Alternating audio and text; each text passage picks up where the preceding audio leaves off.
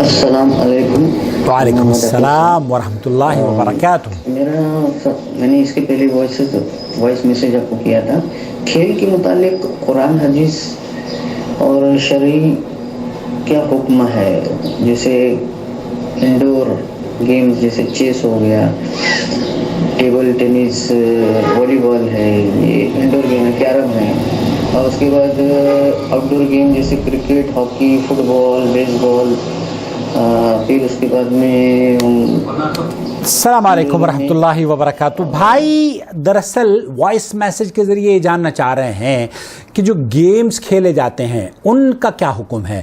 آیا کرکٹ کے جو گیمز کھیلے جاتے ہیں اور پلیئر تنخواہیں لیتے ہیں، فٹ بال پلیئر کلب سے باقاعدہ طور پر ان کو ایک ضخیم یا ایک خطیر رقم، آج کل تو بلکہ یہ کہا جائے کہ اتنے مہنگے پلیئر بکتے ہیں کہ ہر بچہ کوشش یہ کرتا ہے کہ میں ڈاکٹر نہ بن کے کرکٹ کا پلیئر بن جاؤں، میں انجینئر نہ بن کے کرکٹ یا فٹ بال کا پلیئر بن جاؤں.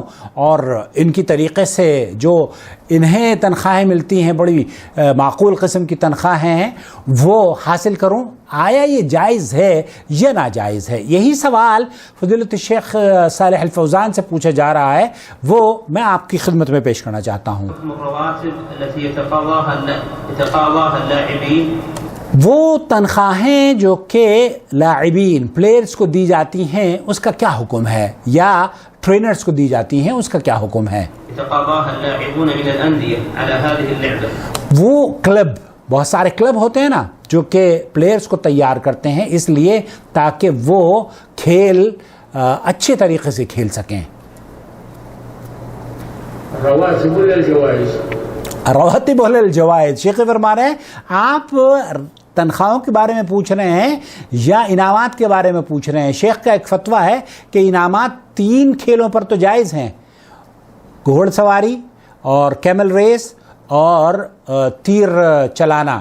ان کے لیے تو شیخ نے فرمایا کہ جائز ہے. علی کل حال إذا لم يشغل عن واجب، عن الصلاة وعن الواجبات، وكان معه ستر العورات.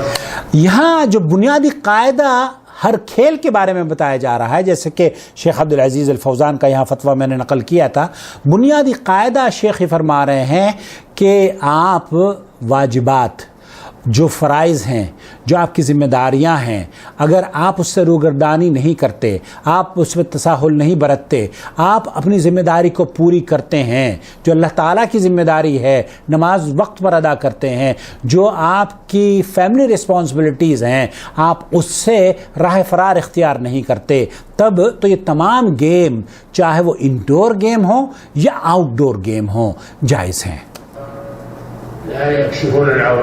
یہاں عورات، وہ جسم کا عورہ، وہ جسم کا حصہ جسے اسلام نے چھپانے کا حکم دیا ہے، اس کا بھی خیال رکھنا بے حد ضروری ہے. اگر جسم کا وہ حصہ کھلا ہوا ہے تو جائز نہیں ہے، لیکن جسم کا وہ حصہ جو کہ اسلام چاہتا ہے کہ چھپا رہے، تو اس کے چھپانے میں اور کھیل کھیلنے میں کوئی قباحت نہیں ہے. وكان محدودا ليس كثيرا يستغرق الاوقات. یہاں یہ بھی شیخ فرما رہے ہیں کہ ایسا نہ ہو کہ پورا 5 جیسے ہمارے کرکٹ کے میچز ہوتے ہیں 5 دن اور نمازوں کو ضائع کرتے ہیں 5 دن، اور دیکھنے والے بھی آفیسز کا کام چھوڑ کر وہ اپنے آفیسز میں بھی دیکھتے ہیں. یہ ان کے لیے درست نہیں ہے، جائز نہیں ہے. يصير هم الانسان شغله ولعب الكره. یہاں صرف اس کا جو آفیسز میں ہے ان کا بھی صرف پورا فوکس کام کو چھوڑ کر کرکٹ اور فٹ بال ہوتا ہے. یہاں اگر ان تمام چیزوں سے بچ کر آپ واجبات کو نہیں چھوڑتے، فرائض پر آپ عمل کرتے ہیں، اپنے جسم کی حفاظت کرتے ہیں اور عریانیت سے دور ہیں، اور آپ اپنے بدن کو تقویت دینے کے لیے کھیل کھیل رہے ہیں، تو جائز ہے. یہاں نمازوں کی پابندگی شرط ہے. اگر آپ نمازوں کو ضائع کرتے ہیں تو وہ کوئی کھیل چاہے انڈور ہو یا آؤٹ ڈور ہو, گھوڑ سواری ہو یا نشانے بازی ہو یا کیمل کی ریس ہو جو کہ اللہ کے رسول صلی اللہ علیہ وسلم سے ثابت ہے, یہ تمام کے تمام کھیل اگر آپ نمازوں کو ضائع کرتے ہیں تو جائز نہیں ہے, یہ حرام ہے. جو واجبات سے آپ کو مشغول اگر کوئی کام کرتا ہے تو وہ جائز نہیں ہے. وله كثير يأخذ وقت الإنسان كله, يصير مهمة الإنسان ومهنته لعب الكرة ولا في كشف عورات.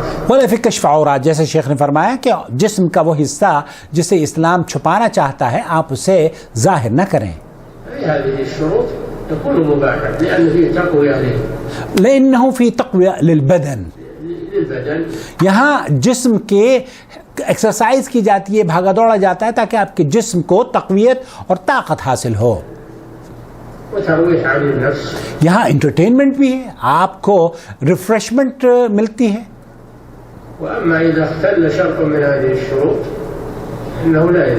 اگر ان تمام شرائط میں سے کوئی شرط بھی آپ پامال کرتے ہیں یا نہیں چلتے, مطلب نمازوں کو ضائع کرنا ہے, جسم کی عریانیت آپ کر رہے ہیں, اسی طریقے سے اپنے فرائض اور واجبات سے آپ پوری طریقے سے اس کو انجام نہیں دے رہے ہیں, تو یہ جائز نہیں ہے. وأخذ الرواتب على ذلك ينبني على نوعية اللعب إن كان. یہاں اگر یہ پلیئر جو کہ تنخواہیں لے رہے ہیں یا یہ ٹرینرز جو کہ کھلاڑیوں کو تیار کرنے کے لیے اس کے عوض حق محنت وصول کر رہے ہیں, اللاعب خاليا من هذه الشروط أو من بعضها فالراتب لا يجوز.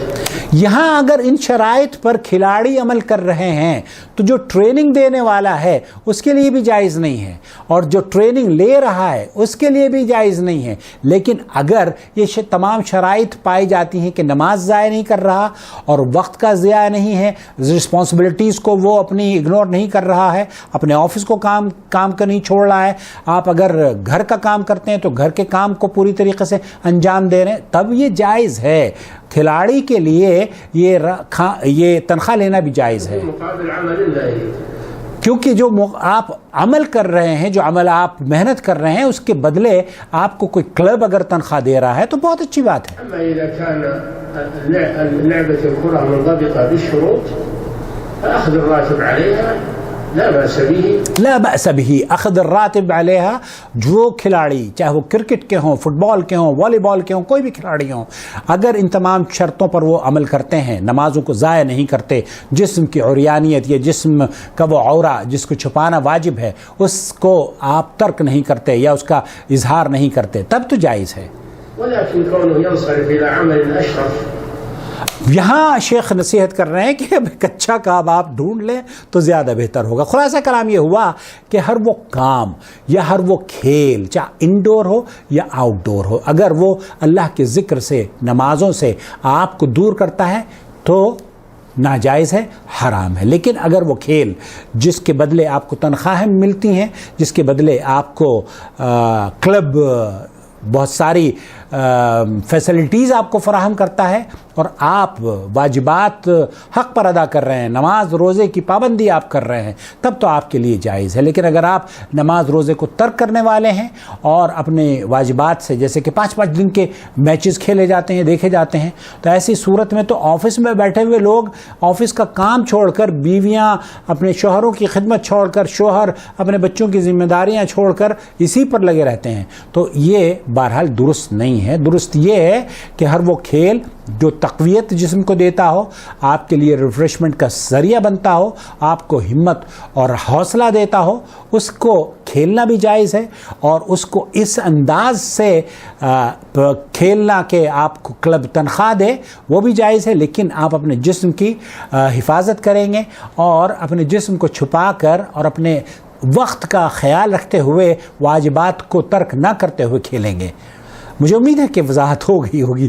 السلام علیکم ورحمۃ اللہ وبرکاتہ. اللہ ولی الذین آمنوا یخرجهم من الظلمات إلى النور والذین كفروا أولیاؤهم الطاغوت یخرجونهم من النور النور إلى الظلمات أولئك أصحاب النار هم فيها خالدون